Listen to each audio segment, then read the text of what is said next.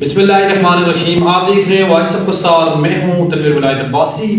آج ہمارے ساتھ مہمان ہیں. جیسا کہ آپ کو پتہ ہے کہ رمضان چل رہا ہے, اس موضوع کے اوپر ہم بات کریں گے حضرت مولانا غلام رسول حامد صاحب سے. السلام علیکم سر. سب سے پہلے سر آپ کا بہت شکریہ جی, آپ نے وائس آف قصار کو ٹائم دیا. رمضان کا مہینہ چل رہا ہے, اس کے اوپر بات کریں گے جی کہ رمضان کیا ہے اور اس کی اہمیت کیا ہے. بسم اللہ الرحمن الرحیم. رمضان المبارک وہ عظیم مہینہ ہے جس کے بارے میں اللہ کے رسول صلی اللہ علیہ وسلم کا یہ فرمان ہے کہ اس مہینے میں ایک نیکی کا کام, نفلی نیکی کا کام جس کو شریعت نیکی تسلیم کرتی ہے, وہ بھی جو سر انجام دے گا, اللہ رب العزت اس شخص کو غیر رمضان کے فرض نیکی کے برابر ثواب عطا فرمائیں گے. اور جو فرض نیکی اس مہینے میں ادا کی جائے گی اس کو غیر رمضان میں 70 فرضوں کے برابر اس کا ثواب دیا جائے. تو اتنے عظیم یہ مہینہ ہے, ایک لمحہ اس کا بڑا قیمتی ہے. اور رمضان کے بارے میں اللہ نے قرآن میں فرمایا کہ تمہارے کو روزے فرض کیے گئے ہیں جیسے تم سے پہلے لوگوں پہ کیے گئے تھے. وجہ کیا ہے؟ لعلکم تتقون, تاکہ تمہارے اندر پرہیزگاری پیدا ہو جائے, پرہیزگاری آ جائے, تاکہ تم پرہیزگار بن جاؤ. پرہیزگار کا مطلب ہوتا ہے یعنی رک جانا. اب مثلا جیسے گاڑی کے اندر سارے پرزوں کا کام کیا, گاڑی کو چلانا ہے, لیکن کتنی بڑی سے بڑی قیمتی گاڑی کی ہو, اس کے اندر ایک پرزہ, ہر گاڑی کے اندر دوسرا ایک پرزہ جو اس کو روکنے کے لیے جس کو بریک کہا جاتا ہے وہ بھی لگائی جاتی ہے. اگر وہ نہیں ہوگا تو بڑی سے قیمتی گاڑی کو ضائع ہونے کا خطرہ ہے. تو اللہ رب العزت نے جتنی عبادتیں فرض کی ہیں ان سب کا کام ہے کچھ کرنے کا, کچھ کیا جا رہا ہے. لیکن روزہ ایک ایسی بات ہے کہ اس کو نہ کرنے کا حکم ہے کہ یہ کام آپ نے نہیں کرنا. کیا ہے؟ رک جانا ہے. کھانے پینے حق زوجیت سے رکنے کا نام پرہیزگاری ہے, اور اس کا نام دوسرا نام اس کا روزہ ہے. تو اس سے پرہیزگاری اس لیے سے اللہ پاک سال کے بعد 11 مہینے کے بعد ایک مہینہ اس لیے اللہ پاک نے اس کو نافذ کر دیا ہے تاکہ بندوں کے اندر یہ استطاعت ہر سال پیدا ہوتی رہے اور تازہ ہوتی رہے. کہ ان کو یہ بھی حکم دیا گیا ہے کہ وہ جن کاموں سے اللہ نے منع کیا ہے ان سے رک جائیں, اور اس کی پریکٹس کرنے کے لیے, ان کو تازہ کرنے کے لیے ایک پیریڈ کے لیے حلال اور جائز کاموں سے روک دیا گیا. حلال کا کھانا, حلال کا پینا, حلال کے حق زوجیت سے روک دیا گیا تاکہ استعداد پیدا ہو, ایک ٹریننگ ہو, تربیت ہو ان کاموں سے بچنے کے لیے جن کاموں سے اللہ نے پوری زندگی کے لیے منع کیا ہوا ہے کہ یہ کام آپ نے نہیں کرنے. سچ بولنا ہے, جھوٹ نہیں بولنا, حلال کھانا ہے, حرام نہیں, حلال کھانا ہے, حرام سے رکنا ہے. رکنے کی صلاحیت پیدا کرنے کے لیے روزہ رکھا گیا ہے تاکہ روزے کے ذریعے سے بندہ یہ اپنے استعداد پیدا کر لے رکنے کی, اپنے آپ کو کنٹرول کرنے کی, اور کس سے کہ جو اللہ تعالیٰ نے جن چیزوں سے منع کیا ہے. تو اسلام نام ہے دو چیزوں کا. ایک, اگر اللہ نے کام حکم دیا ہے کرنے کا تو کرنا اسلام ہے, اگر اللہ نے حکم دیا ہے رکنے کا, نہ کرنے کا, تو نہ کرنا اسلام. یہ ہے روزہ جو ہمارے اصل اس کے دبے لباب ہے سر. تو رمضان کے اندر جیسے کہ آج ہمارے ملک میں جو ہے ڈائبٹیز اور شوگر پیشنٹ بہت زیادہ ہیں, ان کے حوالے سے کیا کہنا ہے جی کہ کون سا پیشنٹ جو ہے وہ مطلب کس کنڈیشن میں جاتے ہیں؟ اور یہ تو قرآن نے تو مختصر کہہ دیا ہے کہ بیمار اور مسافر کے لیے اجازت ہے, اگر وہ محسوس کرتے ہیں کہ ان کو کوئی تکلیف ہوگی اس سے بچنے کے لیے وہ قضا کر سکتے ہیں, یعنی چھوڑ سکتے ہیں اگلے دنوں میں جا کے جب ان کو صحت بحال ہو جائے اس وقت یہ روزہ قضا کر لیں.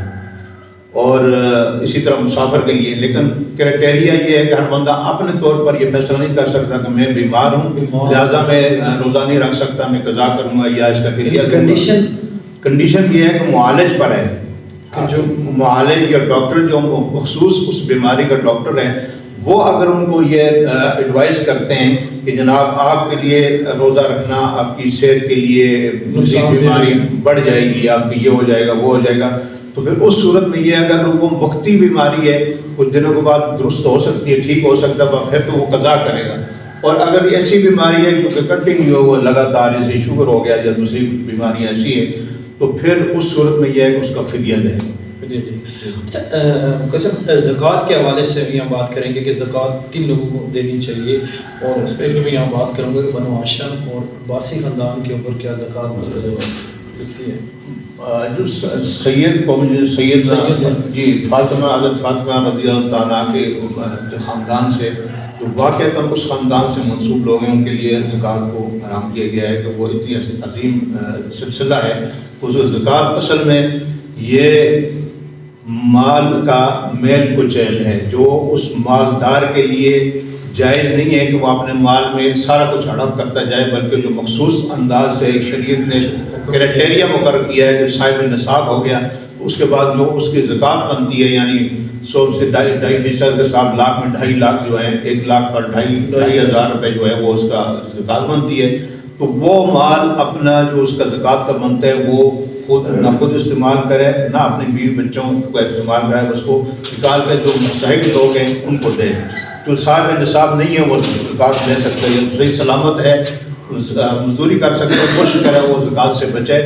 لیکن یہ ہے کہ جو صاحب نصاب خود جس پر زکوٰۃ لاگو نہیں ہے وہ دوسرے سے بھی لے سکتا ہے، لیکن زیادہ تر یہ معذور مجبور اور بے روزگار قسم کے جو، اور ان میں یہ حق یہ ہے کہ جو زیادہ قریبی لوگ ہیں اور مستحق ہیں ان پر دیں، یا پھر دینی اداروں میں جو طلباء ہیں ان کا زیادہ استحقاق ہے، ورنہ عام جنرل پبلک کے جو خدمت ٹرسٹ وغیرہ بنے ہوئے لوگوں کی جو فلاحی کام کے وہ اگر جی اگر وہ سمجھتے ہیں کہ وہ یہ صحیح کام کر رہے ہیں تو دے سکتے ہیں، اگر وہ ان کو ہیرا پھیری ہے تو اسے بچا لیں.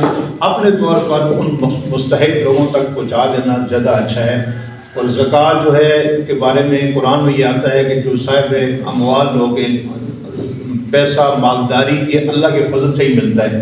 تو یہ اللہ کا فضل مال جس کے پاس ہے اور اس میں سے وہ حق زکوٰۃ ادا نہیں کرتا تو یہ مال اس کے لیے خیر نہیں ہے، یہ مال اس کے لیے شر ہو جائے گا. ایک بات میں یہاں کروں گا کہ اگر جس طرح آپ نے کہا جی بنو ہاشم کے اندر اگر کچھ عورت بیوہ ہے اس کی کمانے کا کوئی ذریعہ نہیں ہے جس طرح مطلب اپنی فیملی کے اندر، تو اس سے زکوٰۃ دینے کی کیا ترتیب ہوگی یا کس طرح شریعت میں کچھ گنجائش نہیں؟ اپنی فیملی کے اندر کا مراد یہ ہے کہ اپنے رشتہ داروں میں ہے، وہ تو زیادہ مستحق ہے. جو حکم یہ ہے کہ آپ نے عزیزوں میں جو لوگ مستحق ہیں یہی بے روزگار ہیں، ان کے پاس یہ صاحب نصاب نہیں ہے، ان کے پاس کوئی روزگار نہیں ہے، تو پہلا حق ان کا ہے، پہلا حق ان کا ہے. ان میں سے اگر کوئی ایسا نہیں ہے یا ان سے بچ جاتی ہے تو پھر دوسرے لوگوں تک یہ دی جائے. اچھا جو فطرانہ ظاہر ہے فی کیس جو ہے اس دور کے اندر کتنی ہے اور کیا ترتیب؟ یہ فطرانہ ادا کرنے کی پوزیشن میں نہیں ہے کوئی فیملی تو اس پہ کے اوپر شریعت میں کیا حکم؟ نہیں زکوٰۃ تو ہے ہی ان پر، جس طرح زکوٰۃ جس پر فرض ہے اسی پر فطرانہ بھی فرض ہے.